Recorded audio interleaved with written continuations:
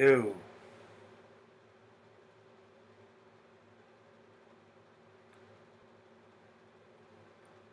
12:08 Eastern Central Standard Time.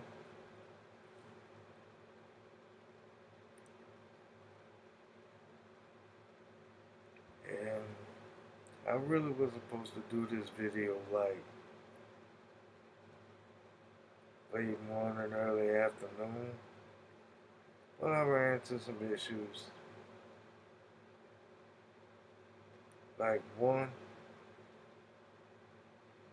I wanted to do a YouTube live outside. But for some reason, it won't let me do it through my phone. Because I didn't have any privileges or what have you.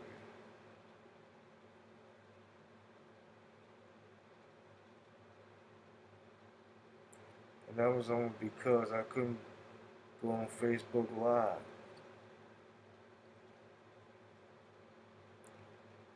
Because they hit me with some community guidelines.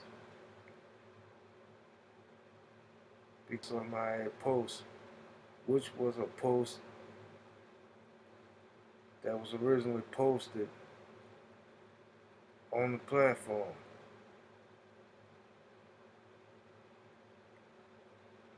It kept me from going live. And they got me waiting for an entire month, 30 days before you get cleared. And this was a post by somebody else that I shared on my timeline.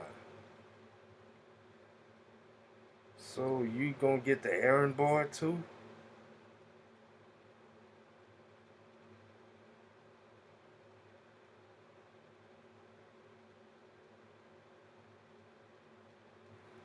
This ain't no different than what I had to deal with when I was on AOL.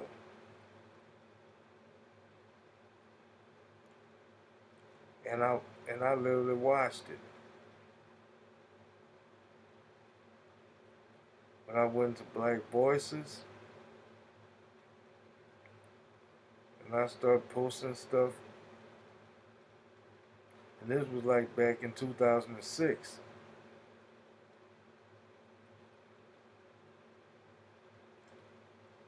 I'm talking about race and politics and what's going on.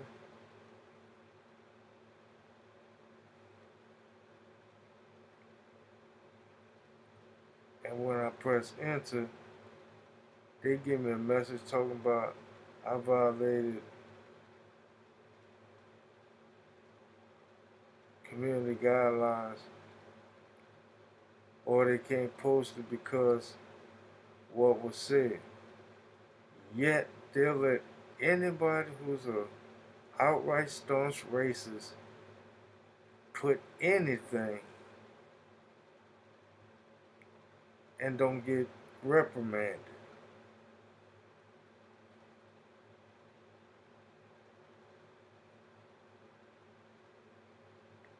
The only difference is they rely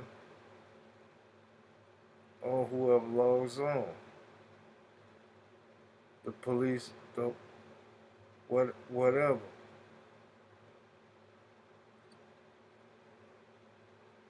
But AOL themselves don't do it like Facebook and YouTube do.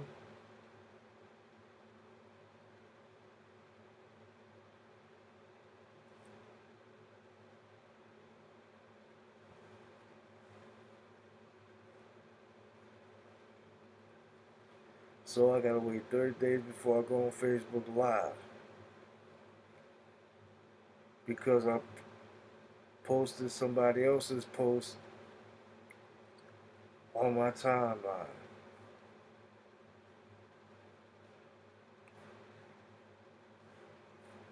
Yeah, they asked me whether or not I agree with their decision. I said no. And I don't Say, what's so offensive about it? It wasn't porn.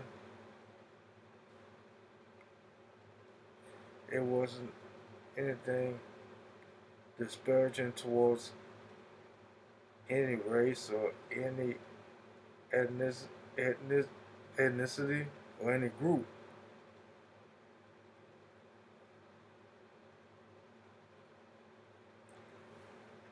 And the person who posted the post that I shared on my timeline got that from a news outlet.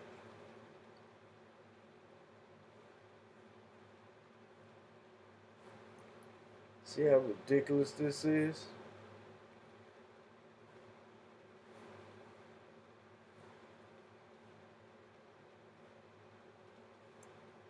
I mean, they're trying to shut everybody up.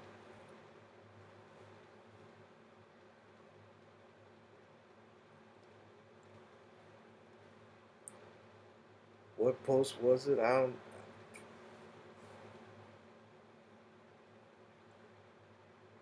hardly remember.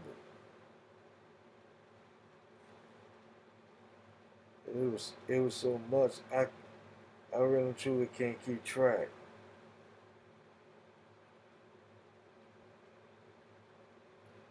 But it's hella ridiculous.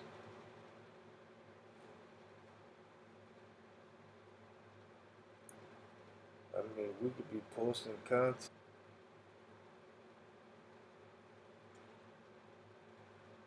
talking about race, talking about politics, and we could be on our best behavior. But yet,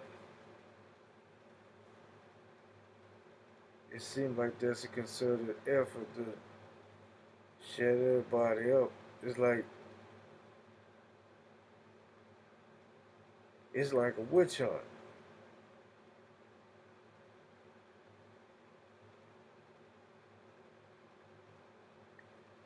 And for what?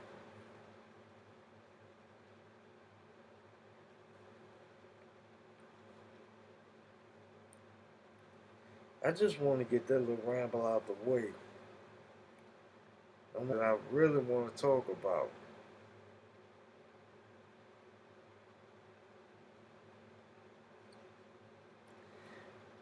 Every Christmas around this time,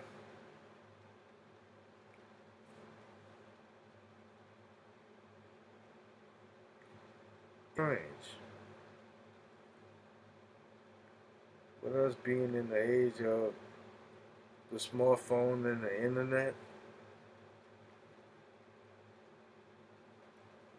and of course, the PlayStation, Xbox,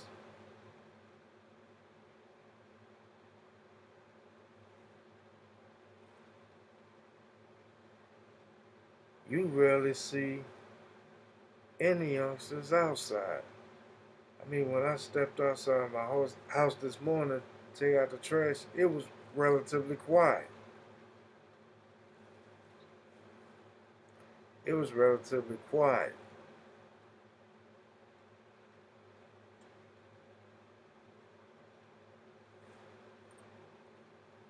I can't even hear no roaches shooting dice outside. It was so quiet. I guess they were inside somewhere playing Call of Duty or whatever.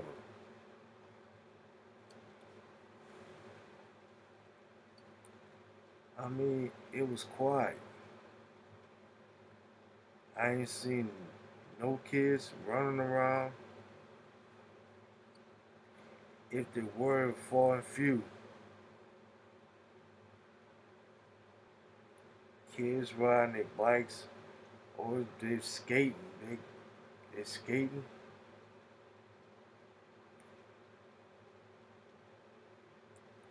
We don't see that nowadays. Is everybody, is it in their house playing the PS5 or got their head in the phone?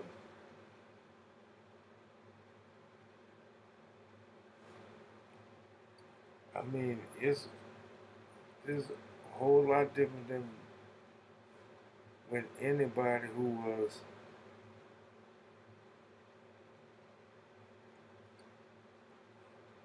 an older millennial, Gen Xer, Boomer,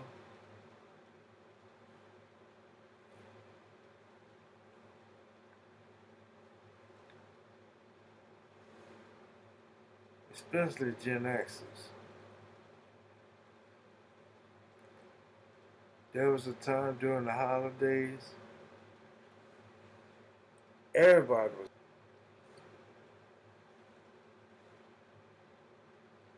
and where I lived, which was behind an elementary school, one or two that was inside the projects.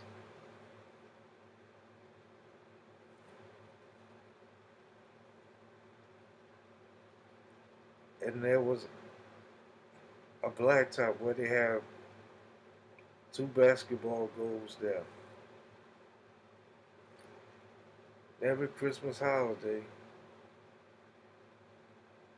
we would ride our bikes and skate around the blacktop.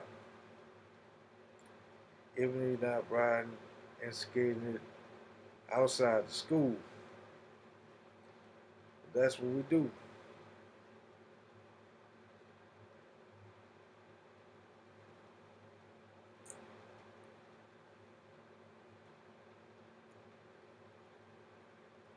And to me, those are the good times.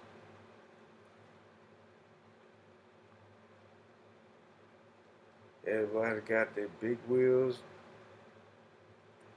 I had the red, white, and blue one. And of course, this was back in '76. It was a bicentennial year.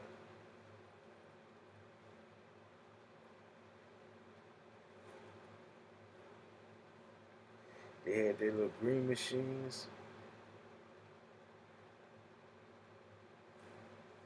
It was like the tricked out version of Big Wheel. Some of us had bikes with a banana seat. I had one.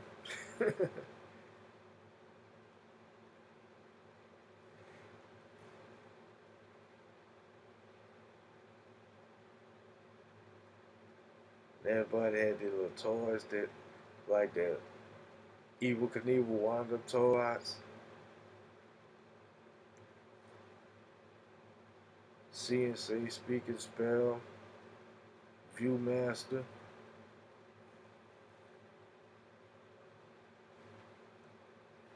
Tonka trucks when it was made of steel, cast iron, not the plastic ones they got now.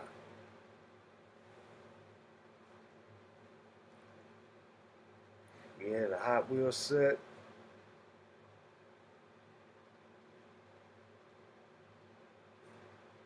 We had the trains, and all the good stuff. And at that time, we had the video game console. Of course, it was my generation that made it popular. We had the Atari 2600. We had the ColecoVision. We had the Odyssey 2. We had the Intellivision. The first Nintendo. The Super Nintendo. Sega Genesis. Yes, we used to stay inside and play those games, but we still went outside.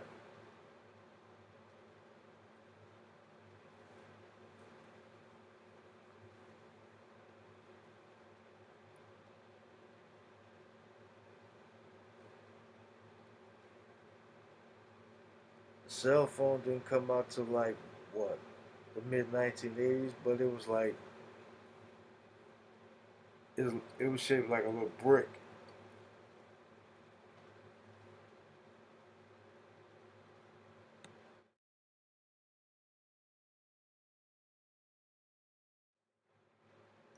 like a like one of them house phones.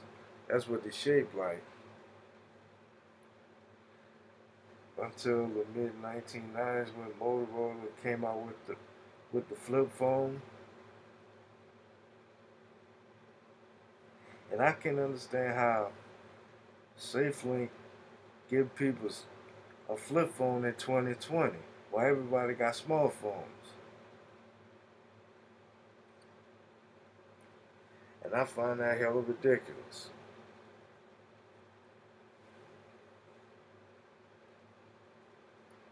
I find it hella, hella ridiculous.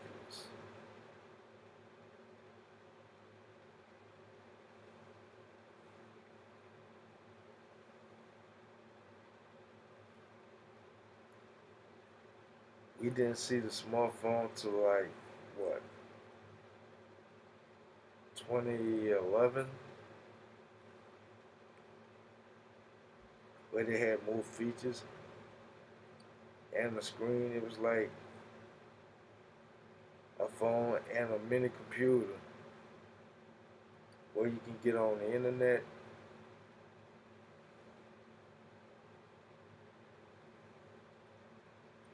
Like you would right now.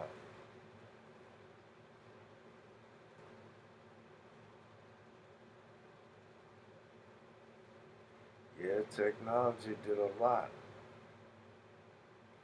They keep us preoccupied.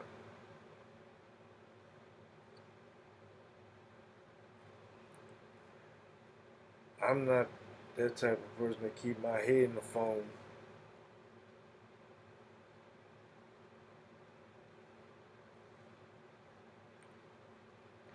When I do get on Facebook or YouTube, it's for a little bit just to see what's happening.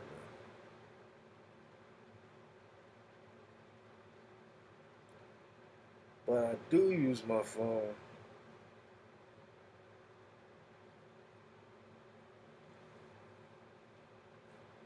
to listen to podcasts on Spotify and Anchor.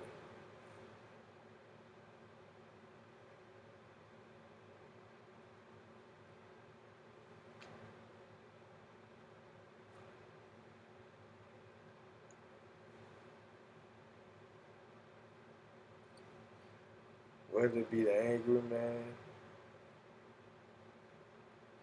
or whoever got a podcast that is interesting. They also have audio books on Spotify. Like one I listen to a lot, The Subtle Art of Not Giving Up, You Know What. Mark Manson's book. I really like to have the actual book,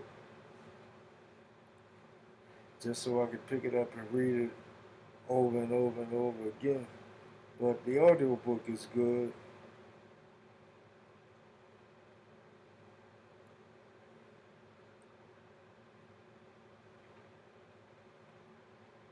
But it really, that book really got you. It really have you doing some self inventory.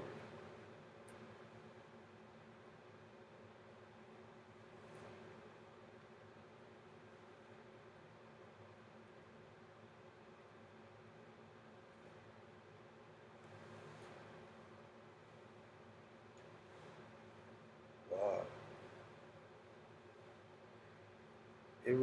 I mean, the book will have you doing some self inventory.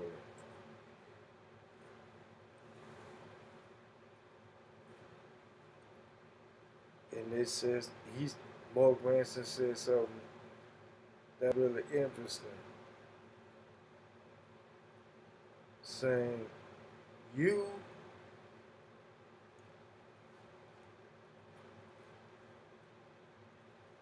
and the people around you are gonna die eventually. But between right right now and later on,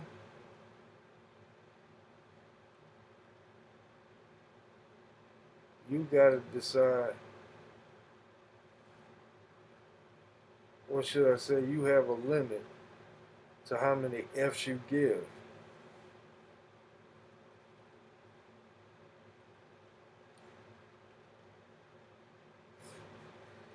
Yeah, they right.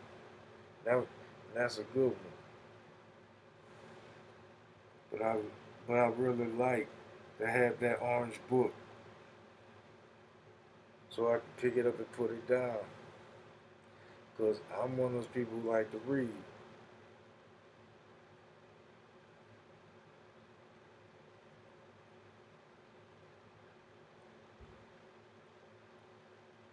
Or I could be paying bills because that's the only thing I use my phone for if I'm not on a computer. But I'm on the computer more than I am on the phone.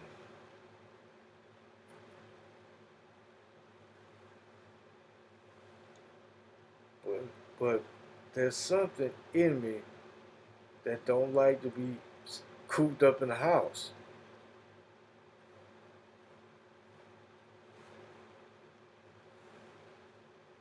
I'm like this this generation who don't mind being cooped up in the house because they got their PS5s and they playing all kinds of games, Call of Duty, Fortnite,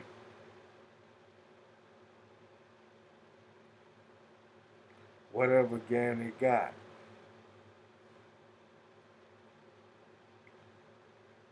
NBA Live, Madden.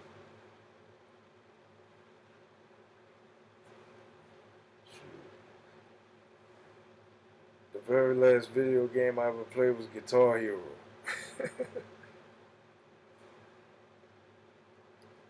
And that was back in 2010. A whole 10 years.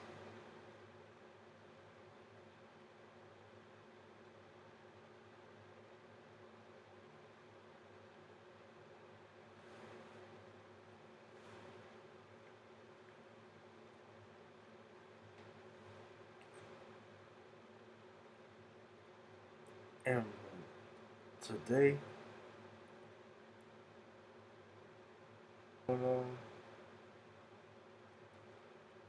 you start to wonder if we ever gonna see a reincarnation or a replica of the days where we came up every Christmas holiday. Where we skating, riding our bikes, playing ball,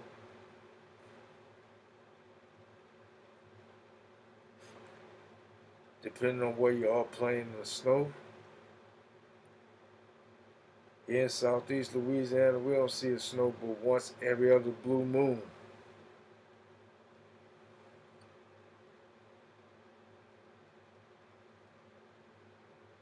When it does snow,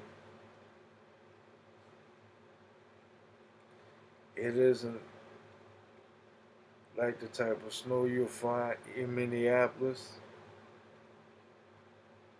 New York City, Chicago, even Dallas, Texas. When I lived out there, I saw how fast that weather changed. I went to work, it was like 72 degrees. When I left work, it was 25.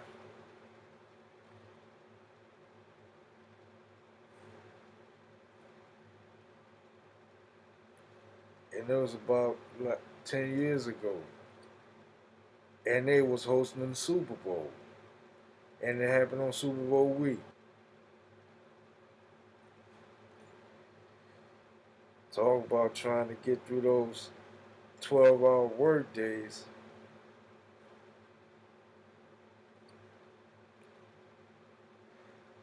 I worked from 5 in the afternoon to 5 in the morning. that whole week.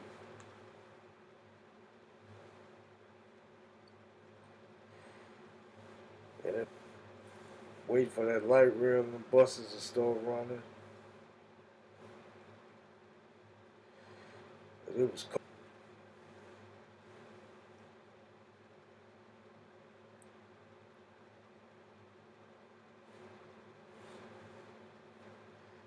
You don't get that type of cold in southeast Louisiana, like I said, once every other blue moon. We rarely ever see snow. In fact, we build snowmen with mud.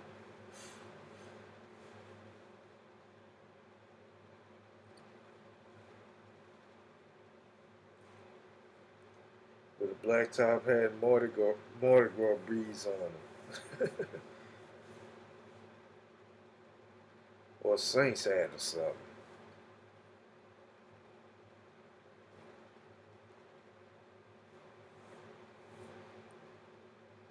Even with no snow, we had fun back in the day.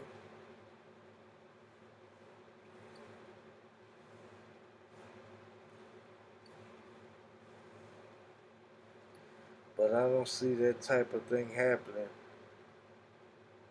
in 2020.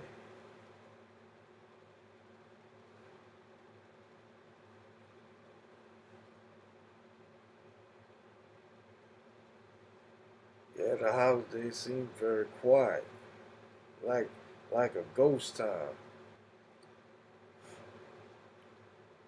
And in many cases, it do be a ghost town because you got people traveling, leaving leaving the city, going somewhere else, either on vacation or visit family who live out of the city, out of state. Not seen that happen.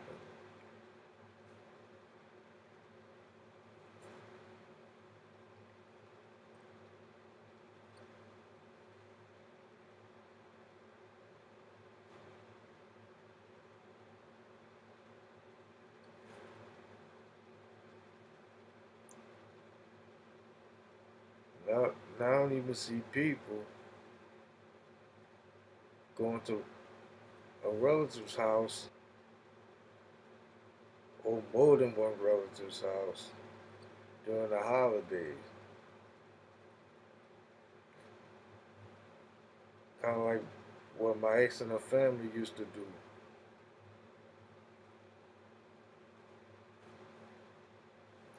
But not just about everybody scattered.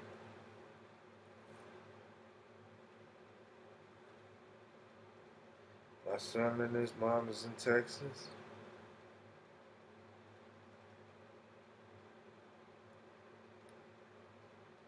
My baby brother's on the West Coast.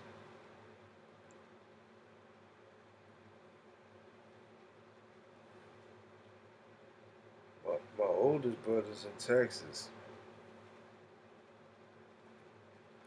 My nephew, one of my older nephews in Texas.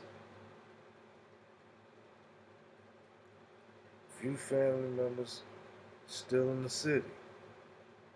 When I say the city, I mean New Orleans. The 504, the NOLA.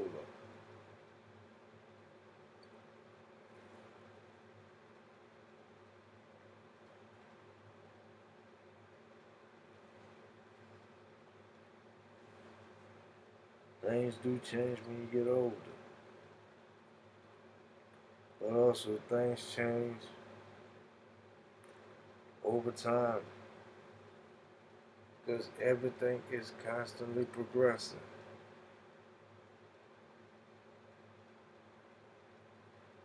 Now, here's a question I have to ask. What will the holiday season be like 10, 20, 30 years from now?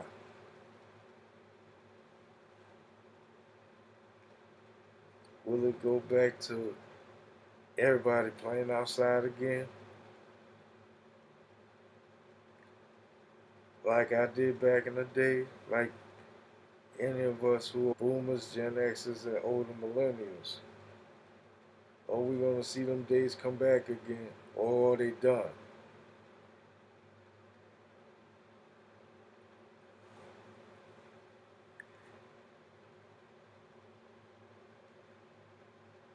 Y'all let me know, cause that's all I have to say on that.